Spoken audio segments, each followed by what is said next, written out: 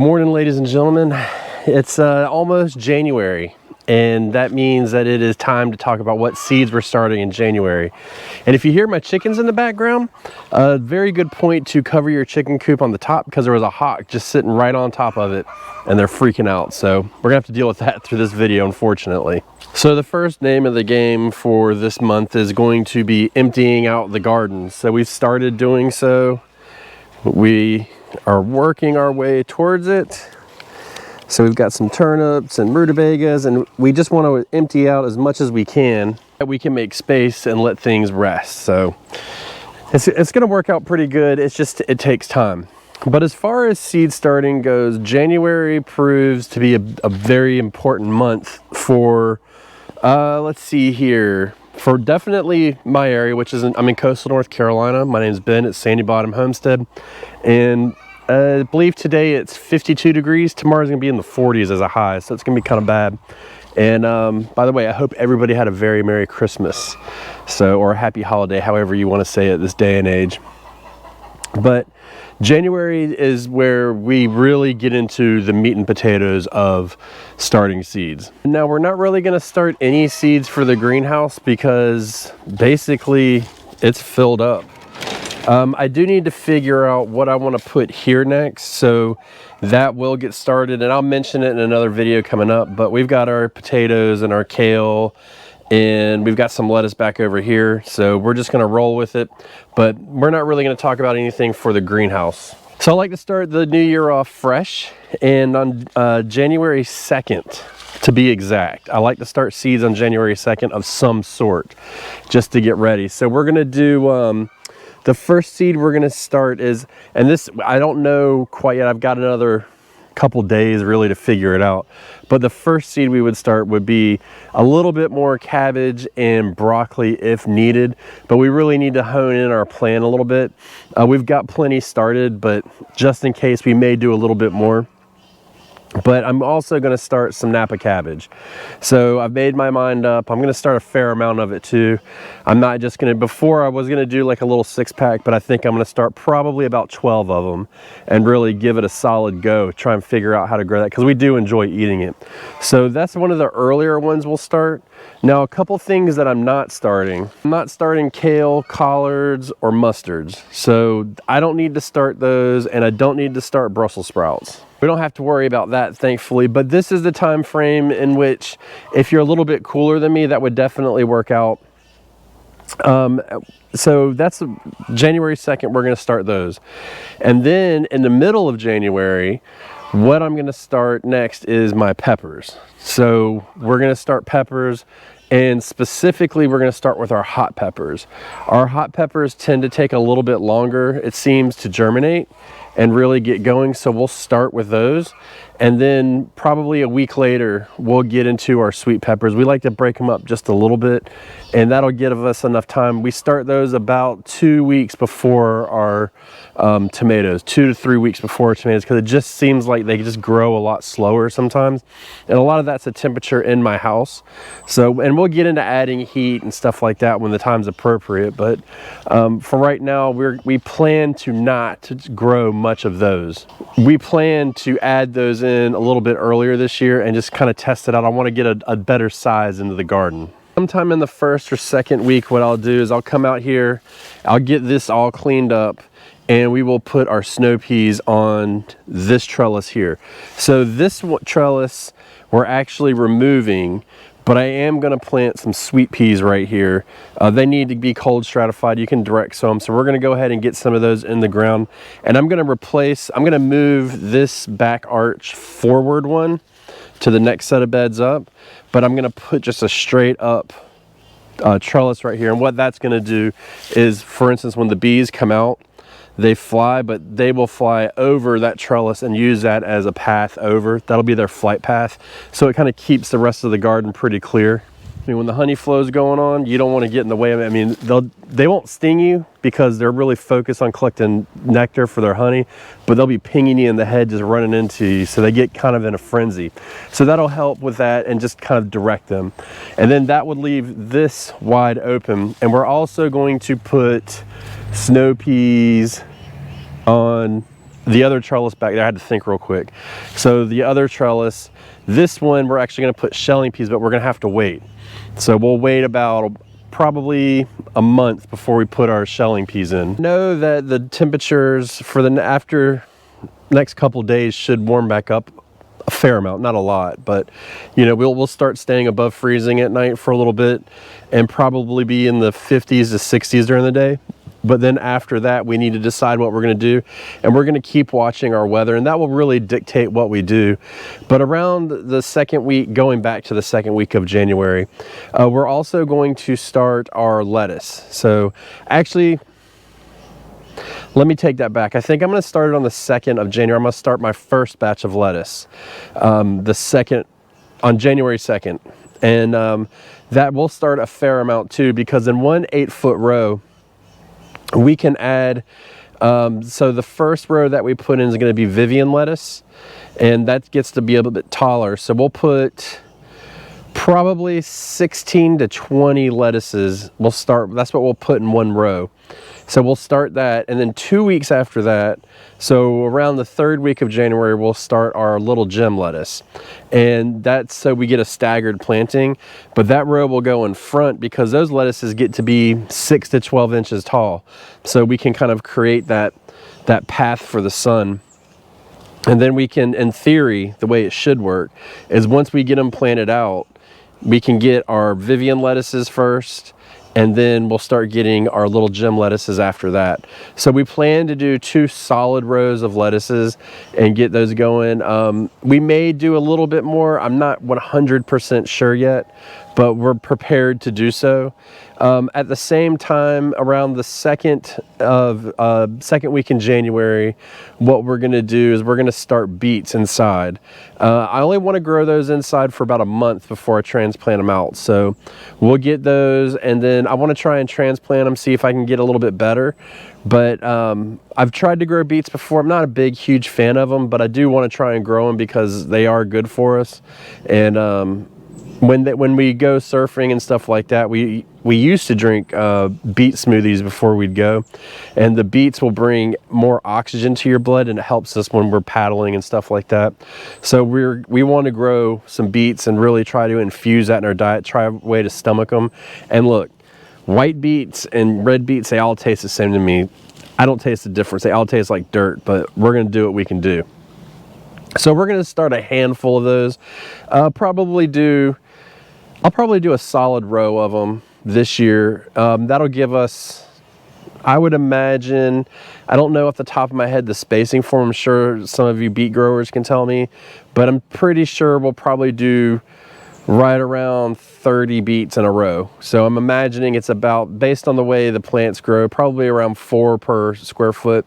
So we'll do something like that. We may cut it down to 3 just to create some extra room, but we're going to do that in the 2nd week of January. I think tomorrow what I'm going to start doing is trying to remove those beds from the old wild garden over here and start getting those prepared, which means in the month of January we will be filling them with soil. I've got to get the beds in place, and then I'm going to have to elevate the back end of them because they're on a bit of a slope. It looks like this one here, I'm going to have to elevate this side, and then do the opposite on the other one.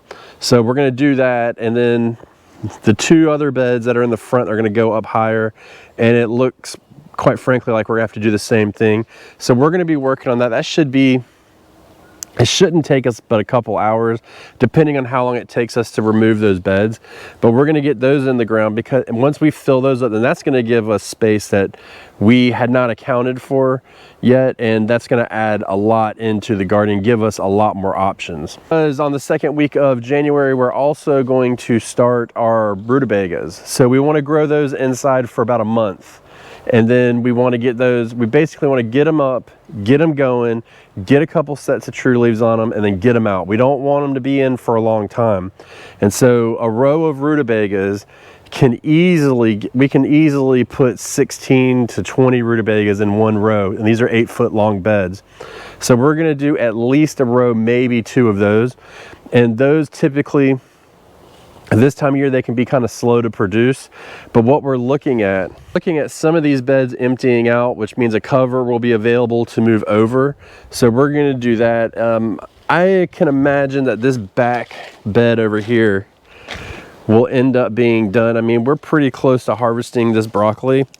And once we start getting the broccoli, so we got one, it'll go like this. That'll be the first, second, third, and then probably fourth, fifth. And then so once we get those, and basically the bed's done, there's a couple more in there, but we're not really holding our breath for a whole lot because I don't really know what winter's got in store for us still.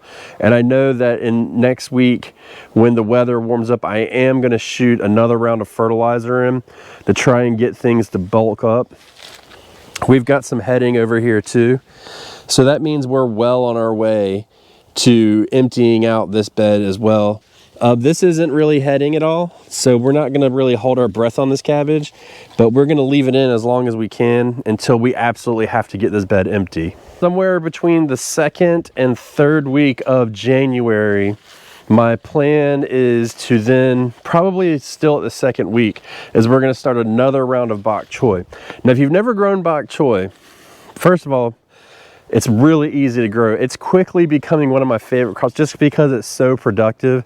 It's so easy to grow. And this is a time frame, so we can grow that in the house 6 to 8 weeks or so. So if we do it in the middle of January, then that means the middle of February we can put it out.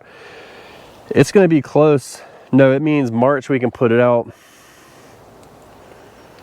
I'm doing a quick thought in my head. I may actually have to start my bok choys on January 2nd as well, because what that'll do is that would put me the middle of February to get them close to when they can harden off. And then it's just kind of, when is it going to be available? So yeah, that's going to be a January 2nd one too. So as I do this, sometimes I start thinking about it because my goal this year is to really get this garden planted out as early as I possibly can so that I can get it out, so then I can start getting stuff in as early as I possibly can. You know, we haven't even talked about tomatoes and eggplants and all that stuff yet. That's a whole nother round that we're going to get going, but all of that will work out because as these beds empty out, so this bed here, this bed and this bed, we plan to empty them out, and then we've got to get them replanted. Now there is an absolute slight possibility that this bed you can get emptied out here, and well, we can get this bed emptied out at any time.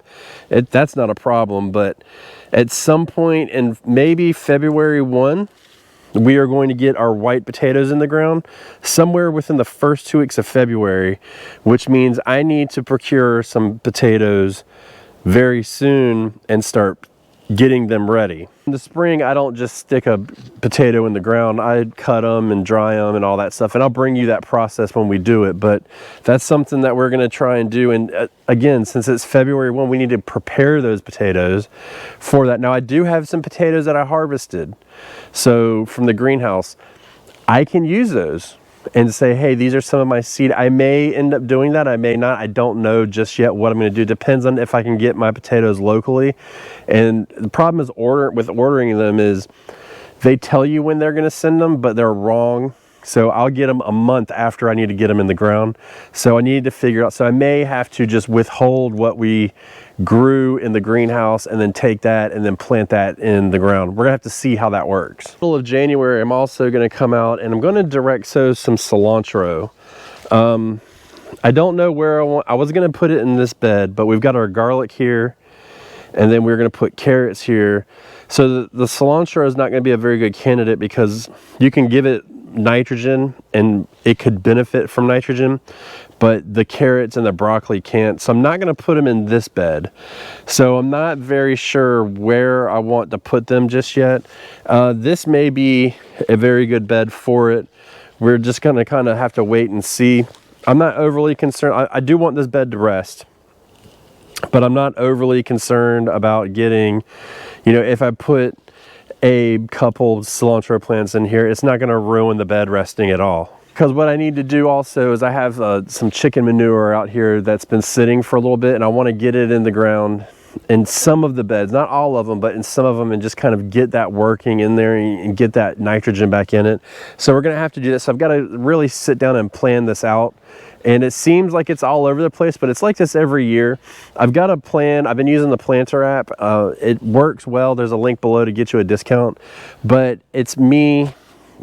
The addition of the other beds is really what's throwing the hiccup in it this year, but we're going to get through it. It's not going to be a big deal. Either way, the garden's going to get planted. What we'll also do around the middle of January too is we will start some flower seeds and set them in here to grow, and we like to set them on that shelf in there. We've got this broccoli that's doing really good. It's nice and warm in here. It's doing really good, so we're gonna let this grow out, and you know, we'll plant this where it needs to be. It's coming along just fine, actually. It's doing really good. And the cold, we're about to get a cold snap, but it doesn't look like it's biting it too much. But once we move these, then we'll get this filled up with a couple trays. We'll use the 50 cell tray, so we'll probably get 150 flower seeds on here at some point, and just let those sit in here and just kind of do their thing. You start seeds like that out here and you expect them to get cold and you want them to get cold. They're very easy to take care of. You just got to make sure they stay wet. But because it does get really warm in here. I think the other day it was 90 degrees last week, so it does take a little bit to, you know, it'll get going. So we may need to balance that a little bit, but we will start that. And I'm not sure what the flowers are. When I start those, I'll bring those to you as well. I'll do all the seed starting on camera if you guys want. It doesn't matter to me. And it makes it so we can have it kind of in the process going, and it eliminates space on our seed shelf that we need to use up. Because once we start this, it's going to start filling up, because once we start doing our tomatoes and stuff like that, then that's when the shelves will really start to fill up. And then we'll have a lull, and then we'll get into starting our squashes and stuff like that in the months to come.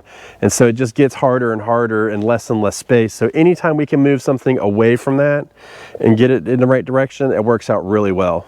So you can see by my garden that I really like to pack in the plants as much as I possibly can. And so it doesn't sound like we're starting a lot, but we're starting a lot of each plant. So we're doing what, like 8 different varieties, different vegetables over the month.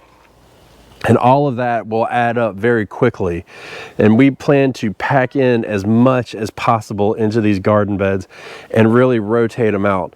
So you can see that this is going to be a busy month, but if you think January is busy, wait until the February seed starting, because it's even crazier. And then the craziest is really March, because that's when everything that's short seed starting time starts growing. And then we can start starting seeds and leaving them outside. And then that's going to speed it up too, because once we get these flowers going and they're not as sensitive, we can move those out and we'll have space open in there. So it gets pretty crazy really fast. So if you guys are starting seeds in January, let us know what you're doing. And if you want to get a seed starting chart, you can do so. I do make custom seed starting charts. I make them on Wednesdays and Fridays. So feel free to email me and we can get you set up. It's a small fee, but this is the chart that I follow.